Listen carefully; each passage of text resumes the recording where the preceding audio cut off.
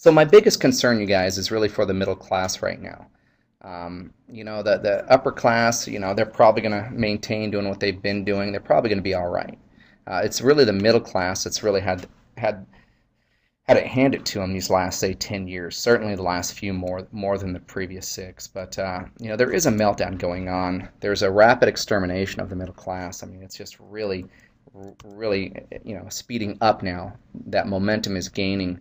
The last decade, while it was kind to, a few traders who were independently managing their own stuff, it was considered the lost decade to the majority of the middle class. In fact, most people's IRAs and retirement programs made absolutely, again, through what they lost, they just made no headway over a 10-year time frame. And so I want you to think about this. If over the next 10 years your retirement doesn't grow and it moves completely sideways like it has the last 10, what is that going to mean to your financial future? Now, there was certainly a lot of gains to be had there, but the question is, if you follow the traditional route of working for somebody else and sticking it in an IRA and thinking that someone's going to manage that money for you and grow that to a point that you can retire, I think this last 10 years has taught you otherwise. Certainly, this is the time to take control of your own financial future. And again, from 2000 to 2010, stocks fell 20%.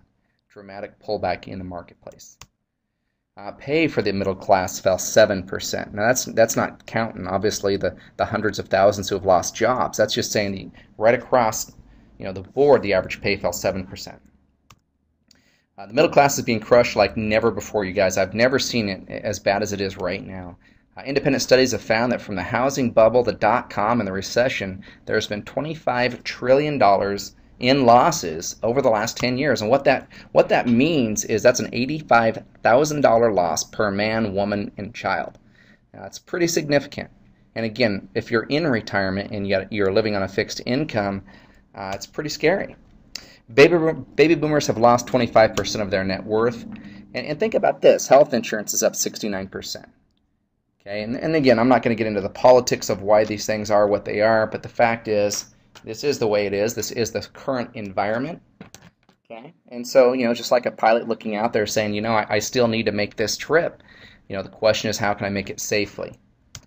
Okay, college costs are up 100%.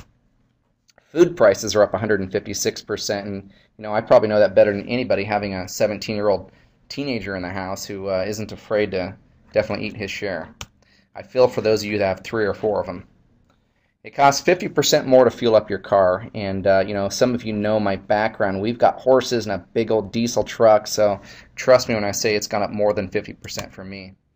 The American dream, is that we become wealthier and more secure as we go through our working career, and today we find ourselves further behind. And so, I lay that out there because what the traditional mindset has been is that you go work for a company, they're going to take care of you, they're going to make sure that you've got some assets to go into retirement with, and that your mutual fund manager will certainly allocate that capital appropriately, based on your goals. And then when you get to those golden years, that there's not a whole lot to worry about.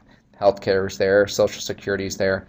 So as long as you're focusing on your employment and your family, that you're going to be in great shape. And I think it's safe to say at this point in time that's just not the way it is, that people need to be a little bit more active in their investments. And so I say that because what I want to do is obviously show you guys a number of strategies that are appropriate for this marketplace, that the average person with limited to no experience can really grab a hold of these strategies and start to make a tremendous difference in their financial future.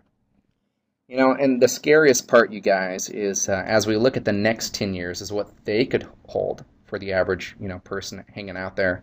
The forecast just doesn't look any better this next decade. In fact, you don't have to go very far to start hearing about the concern and or collapse of many countries in Europe, about the national debt here stateside, about a number of the things that are economically draining the company. And that's just on a fiscal level. I mean, there's a social aspect that I think there's room for concern as well.